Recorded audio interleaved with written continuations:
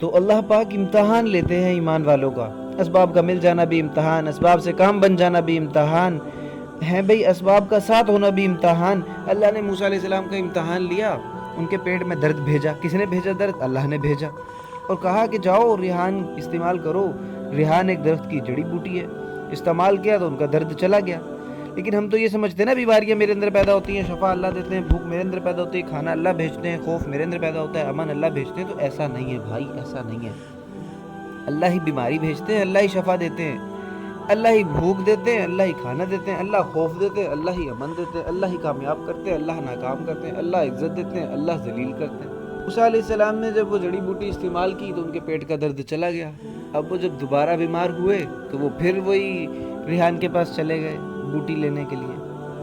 اچھا، کس نے بتائی تھی یہ دوا موسیٰ علیہ السلام کو؟ عالم الغیب، عالم الحکیم، یعنی اللہ نے خود یہ بوٹی موسیٰ علیہ السلام کو بتائی، کسی حکیم یا ڈاکٹر نے تو نہیں بتائی۔ ہمیں تو ڈاکٹر یا حکیم بتاتے ہیں نا، اللہ نے خود بتائی کہ اللہ نے درد کو جسم سے دور کرنے کے لیے ریحان بتایا ہے۔ اچھا، دوبارہ چلے گئے تو دوبارہ انہیں شفا ہی نہیں ملی۔ اب پریشان ہو گئے کہ پہلے تو اسی سے شفا ملی تھی، اس بار شفا کیوں نہیں ملی؟ تو اللہ تعالیٰ نے فرمایا، اے موسیٰ، پہلے تو تم ہماری طرف آئے تھے، پھر ہمارے حکم کی وجہ سے تم ریحان کی طرف چلے گئے، اس بار تم سیدھے ریحان کی طرف چلے گئے۔ اللہ، تو تم یہ سمجھ رہے ہو کہ شفا ریحان میں ہے؟ تو ایسا نہیں ہے۔ شفا جڑی بوٹی میں ہے؟ تو ایسا نہیں ہے۔ شفا تو ہمارے حکم میں ہے۔ ہمارا جڑی بوٹی کے ساتھ تو کوئی وعدہ ہے ہی نہیں۔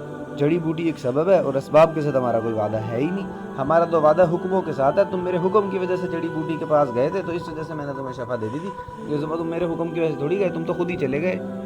تو یہ چیز سکھانی تھی۔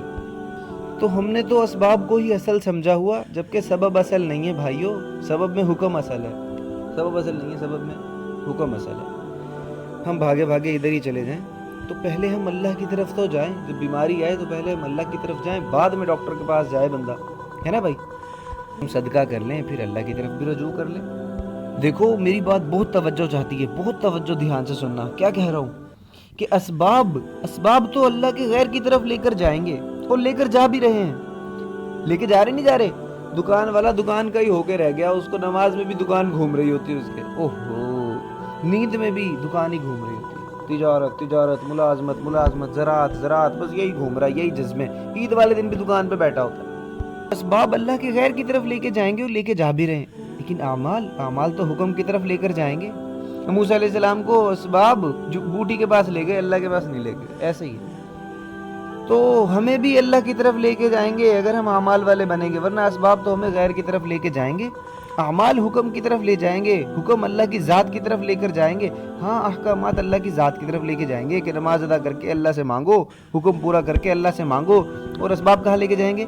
اسباب لے جائیں گے تجربات کی طرف، اسباب لے جائیں گے تجربات کی طرف، اسباب لے کے جائیں گے اللہ کے غیر کی طرف۔ تجربے کا مطلب یہ ہے کہ ہم نے اللہ کے غیر سے تجربہ کیا ہوا ہے کہ اللہ نے ہمیں اسباب دیے ہوئے ہیں۔ اوہو، کیسی بات ہے کہ اسباب ہمیں لے کے جائیں گے تجربات کی طرف۔ تجربے کا مطلب کیا ہے؟ کہ ہم نے اللہ کے غیر سے یہ تجربہ کیا ہوا ہے، اللہ نے ہمیں یہ اسباب دیے ہوئے ہیں۔ بلکہ نہیں میرے دوستو، اللہ نے ہمیں اسباب دیے ہیں محض امتحان کے لیے، اور اللہ رب العزت احکامات دیتے ہیں غیروں کے اطمینان کے لیے۔ اوہو، اللہ تعالیٰ غیروں کے اطمینان کے لیے دیتے ہیں اسباب کہ غیر اطمینان میں آ جائیں، اور ایمان والوں کا تو امتحان لے رہے ہوتے ہیں کہ الا بذکر اللہ تطمئن القلوب، کہ الا بذکر اللہ، ذکر کسے کہتے ہیں؟ ذکر کہتے ہیں اللہ کے احکامات کو ہے کہ ہر اطاعت کرنے والا ذاکر ہے۔ اللہ نے ہمیں احکامات کیوں دیے ہیں؟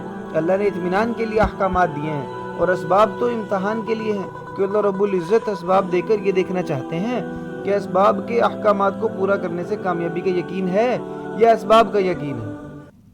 میری بات دوبارہ سنو کہ اللہ تعالیٰ کیا دیکھنا چاہتے ہیں کہ اسباب کے احکامات کو پورا کرنے سے کامیابی کا یقین ہے یا اسباب کا، مطلب کہ دکان کو اللہ کے حکم کے مطابق چلا کر کامیابی کا یقین ہے یا صرف دکان بھری ہوئی ہے۔ مطلب میرے ذہن میں اگر یہ ہے کہ میں دکان اللہ کے حکموں کے مطابق چلاؤں گا، نماز کے وقت ہوگا تو دکان بند کر دوں گا، مطلب حرام چیزیں نہیں بیچوں گا، جھوٹ نہیں بولوں گا، غیبت، بے شک 1 روپے کا پروفٹ نہ ہو رہا ہو مجھے، لیکن میرا یہ یقین ہو کہ ہاں یہیں سے زندگی بنے گی، کیونکہ میں حکموں کو پورا کر رہا ہوں، یہاں سے اس حکم کو پورا کرنے سے اللہ میرے قرضے اتاریں گے، یہاں سے مجھے کامیابیاں دیں گے، عزتیں دیں گے، راحتیں دیں گے۔ ورنہ اللہ یہ دیکھنا چاہتے ہیں کہ اسباب تو امتحان کے لیے ہیں، اب اللہ یہ دیکھ رہے ہیں کہ دوائی کھا کر یہ کیا کہتا ہے کہ دوائی سے صحت ملی یا میں نے اللہ کا حکم سمجھ کر دوائی کھائی تھی اور اللہ نے مجھے صحت دے دی. یہ دیکھنا چاہتے ہیں کہ اسباب کے احکامات کو پورا کرنے سے کامیابی کا یقین ہے یا اسباب کا یقین ہے. دنیا کو اللہ نے اسباب سے بھر دیا کہ اسباب کا امتحان لینا ہے. اللہ رب العزت تو لاتے ہی اسباب امتحان کے لیے.